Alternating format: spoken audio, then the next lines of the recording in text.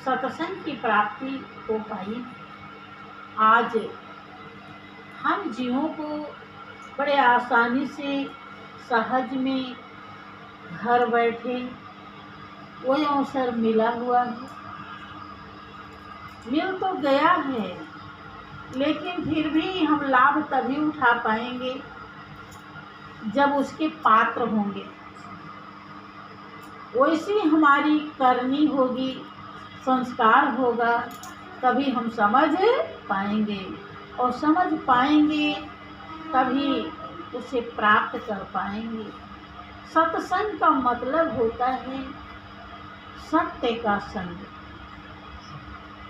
आप लोग समझिए सत्य किसे कहते हैं और असत्य किसे कहते हैं, और सत्संग किसे कहते हैं।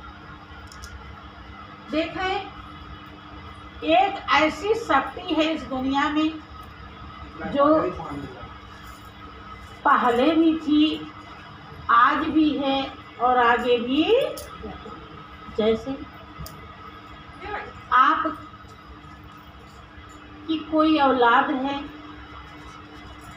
जब वो औलाद आपके घर में आ जाती है बेटा बेटी के रूप में, तो आपको उससे लगाव हो जाता है। आप उसे मेरा मेरा कहने लगते हैं। लेकिन जब तक वो नहीं आई थी तब तक आपसे कोई लगाव नहीं था।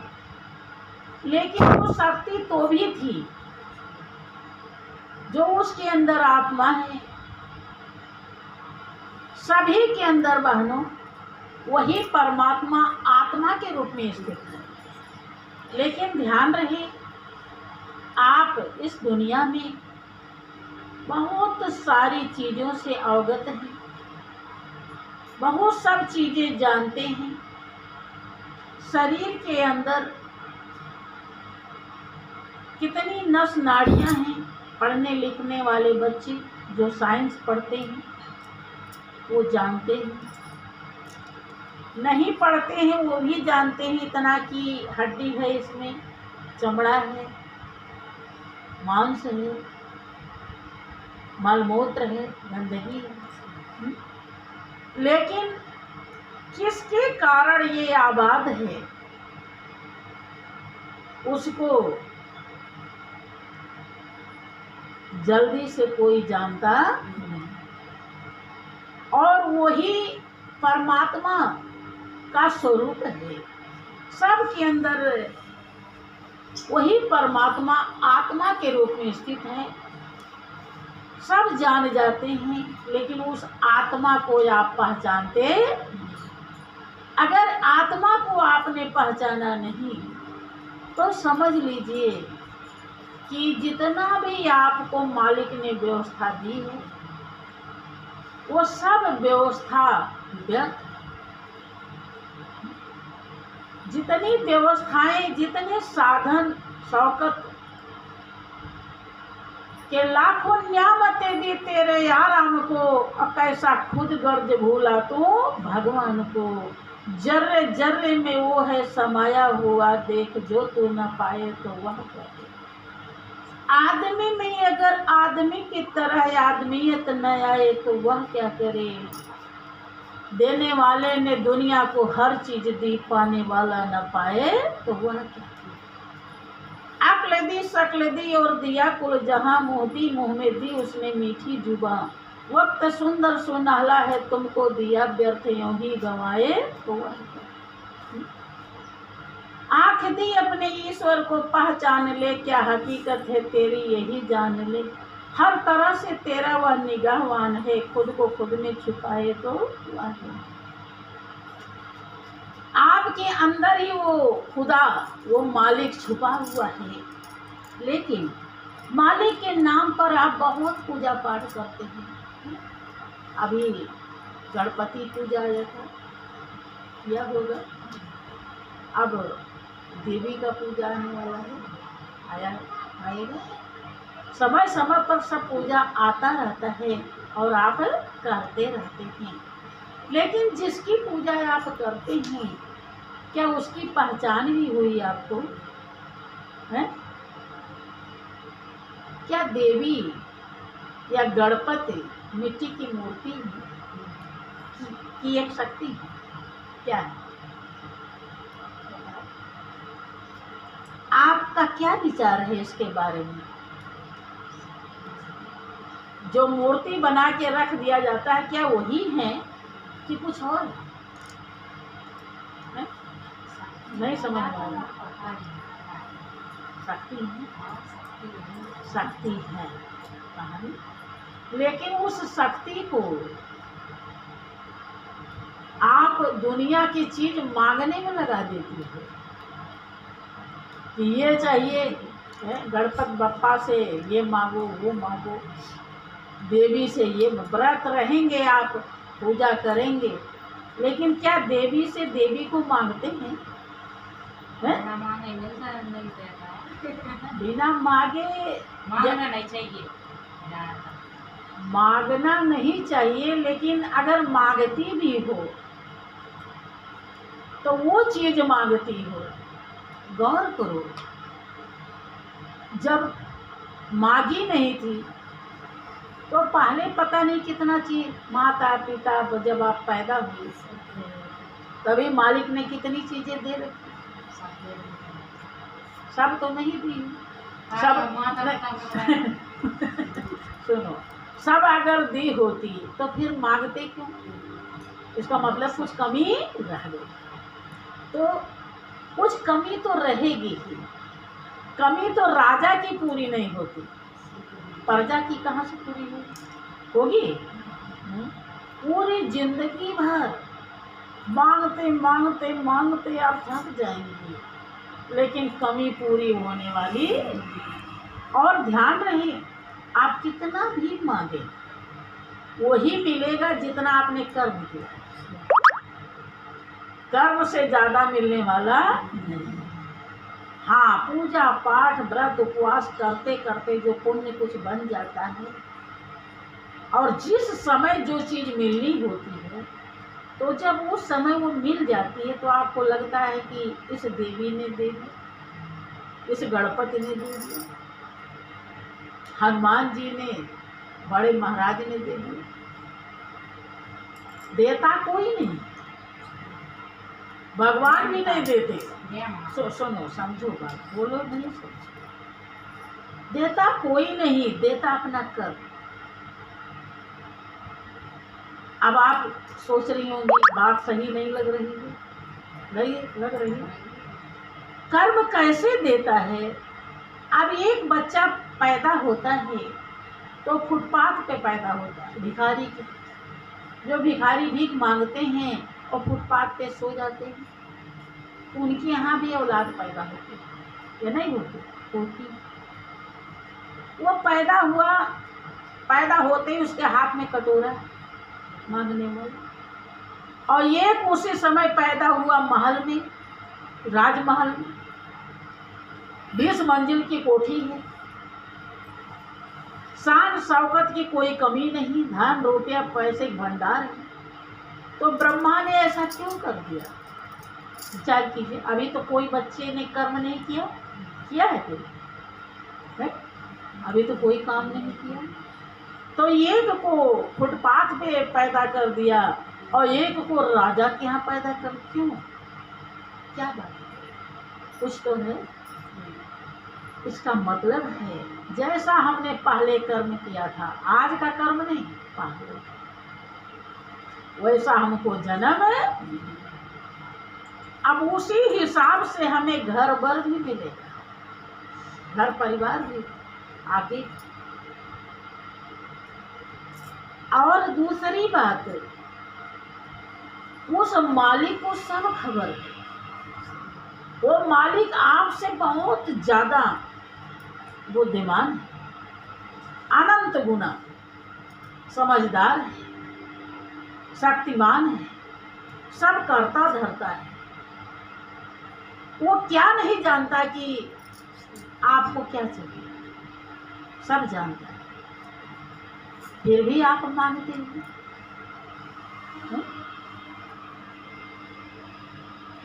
इसका मतलब क्या है? इसका कारण है कि आपको उस मालिक पर भरोसा नहीं। आप उसके रहस्य को नहीं जानते। काहे? क्योंकि आप उसको पहचानते, और पहचानते क्यों नहीं है?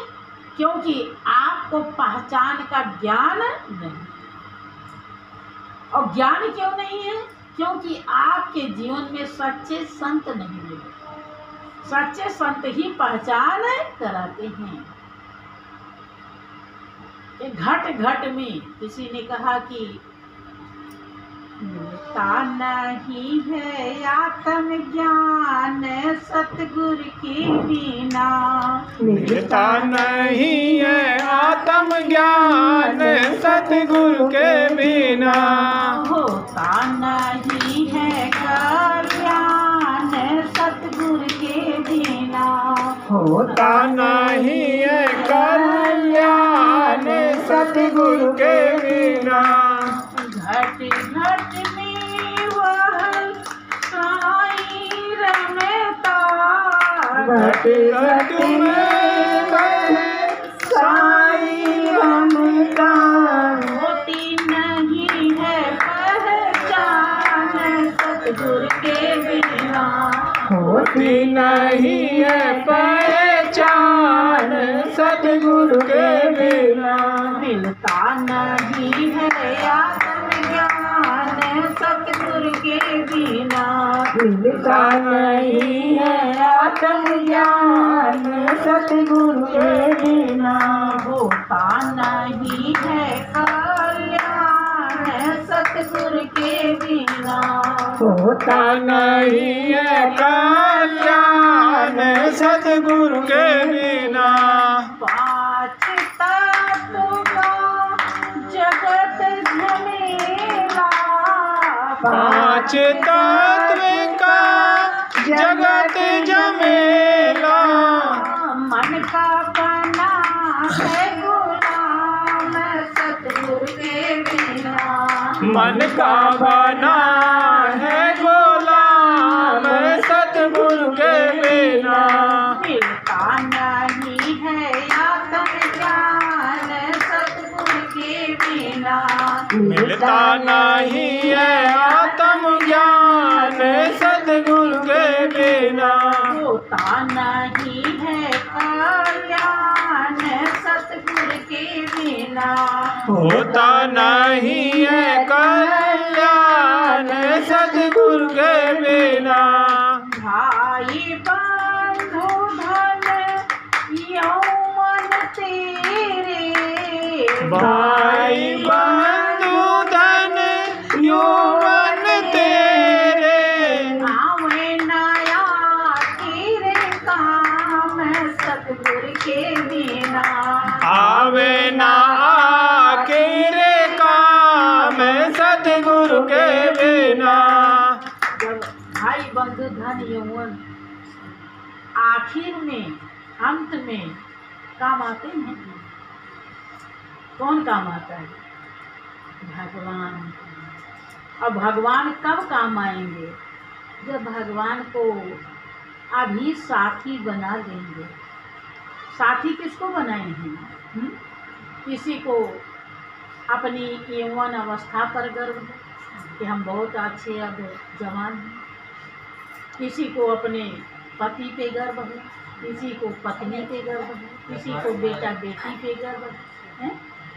किसी को आपने साथी बना रखी, धन दौलत रुपया पैसा, लेकिन आखिर में ये काम नहीं आएंगे। संत बहुत बड़े परमार्थी होते, भलाई करने वाले, आत्मा की प्यास बुझाने वाले, आत्मा की खुराक देने वाले, आत्मा को संतुष्ट करने वाले। आत्मा दुनिया के किसी भी चीज से संतुष्ट नहीं होती, क्योंकि आत्मा का दुनिया के किसी भी चीज से कोई ताल्लुक नहीं होता। उसका ताल्लुक है परमात्मा से, और परमात्मा का रिश्ता जब तक सतगुरु के द्वारा ज्ञान नहीं हो जाएगा, प्रैक्टिकली अनुभव नहीं हो जाएगा, बेदार पहचान नहीं हो जाएगा, तब तक आपका वो साथी बनता नहीं।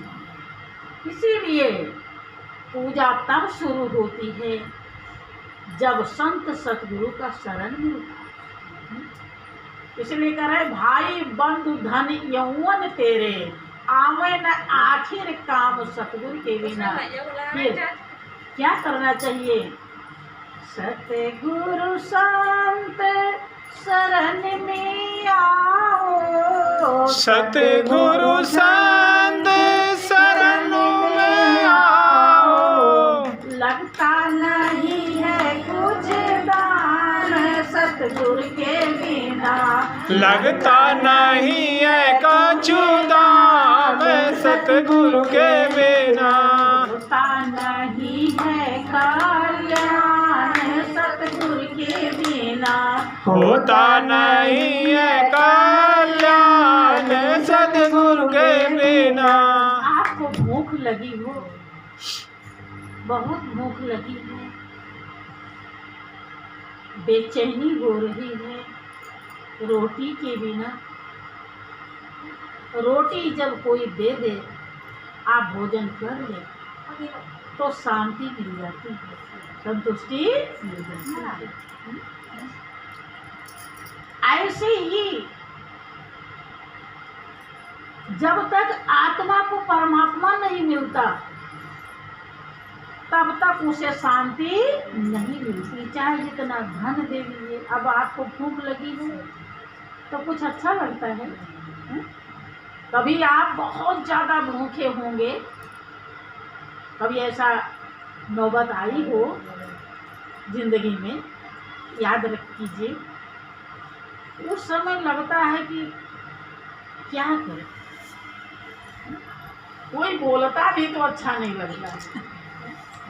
हाँ, अब उसमें उपाय करें कि जल्दी रोटी खाना, कुछ खा ढूंढते हैं इधर उधर की, कोई चीज़ मिल जाती तो वही खा जाते, कच्चा पक्का कुछ भी मिल गया तो बस खाए जा रहे हैं, ये भी ध्यान नहीं कि नुकसान करेगा कि फायदा करेगा।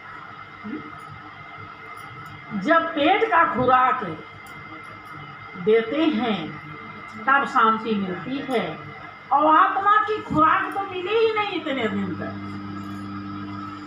नहीं? जो आप पूजा पाठ करती हो, भाई बंधु जो पूजा करते हैं, वो आत्मा की खुराक नहीं है। बात अटपटी लग रही है? वो आपकी इंद्रियों की खुराक है। आँख मूर्ति का दर्शन करती है, इसी आँख से देखते हैं, लेकिन भगवान का दर्शन तीसरे नेत्र से होता है। ये जो दोनों आँखें बनी हुई हैं, ये दुनिया देखने के लिए बनी। इन आँखों से जितना चीज दिखाई पड़ता है वो परमात्मा नहीं है, वो मालिक इंद्रियातीत, कल्पनातीत, मायातीत है। 5 ज्ञान इंद्रियां हैं, 5 कर्म इंद्रियां हैं, 11वां मन है, 12वां बुद्धि। इन 12 से ऊपर का विषय है परमात्मा। मन के द्वारा, बुद्धि के द्वारा, इंद्रियों के द्वारा आप उसे नहीं प्राप्त कर सकते, धन दौलत के द्वारा उसे प्राप्त नहीं। देखो कहीं कहीं लाखों की भीड़, कई लाख जनता आती है और वहाँ कहते हैं कि सब इच्छा पूर्ण हो जाती है, तो लोग गिर पड़ते हैं, कुचल जाते हैं, मर जाते हैं, बहुत पैसा लेकर जाते हैं, लेकिन क्या लेकर आते हैं? दुनियादारी। दुनिया से ऊपर जो मालिक है, जिसके लिए आत्मा बेचैन है, वो वहाँ मिलता नहीं। वही जो दुनिया की चीजें थी घर पे जितनी है, जब उसने आपकी आत्मा को संतुष्ट नहीं किया तो और थोड़ी मिल जाएगी, तो क्या आप संतुष्ट हो जाएंगे? विचार कीजिए, कभी भी नहीं हो सकते। विचार करो, सुदामा के तो खाने के लिए भी नहीं रहता था, लेकिन सुदामा कितने मगन रहते थे भगवान किया। विचार कीजिए, और उन्हें कितने निर्मल थे, कितने पावन थे कि जब वो 2 मुट्ठी चावल, क्योंकि उनकी पत्नी जो सुशीला थी वो सुन ली थी कि ये और द्वारिकाधीश भगवान कृष्ण दोनों एक साथ पढ़े थे, तो भगवान की महिमा भी वो सुनती थी, भक्ति भी थी, तो वो हरदम यही काटती थी कि आप द्वारिका चली जाए, वो आप के साथ पढ़े एक चटसार और कहो तूने कईयों बार और लोचन अपार क्यों न पहचानी में। उनकी अनंत आँखें हैं, आपको क्यों नहीं पहचानेंगे। ये चटसार ये पाठशाला में पढ़े हैं, आपने कई बार बताई, तो आप उनके पास जाइए और कुछ दे देंगे तो हमारे लिए सुविधा हो जाए। लेकिन सुदामा जी हैं, किसी ने कहावत कही कि पिया जिसको चाहे सुहागन वही है, जो प्राणों के पिया प्राणों के प्रीतम से जिसने रिश्ता जोड़ लिया उसको फिर कोई चाह रह जाती नहीं। जैसे दुनिया में जब पति जिसको चाहता है तो सास भी डरती है, और ननद भी डरती है कि कहीं कुछ कह देंगे तो वो लड़ जाएगा। इसीलिए कहते पिया जिसको चाहे सुहागन वही है। ठीक इसी प्रकार से जिसे परमात्मा का प्यार मिल गया, जो परमात्मा को अपना बना लिया, उसके लिए दुनिया में कुछ भी दुर्लभ है नहीं होता। तो सुदामा की सूरत मालिक से जुड़ी हुई थी, भले ही खाने के लिए पेट का खुराक नहीं रहता था, लेकिन फिर भी वो हमेशा मगन रहते थे।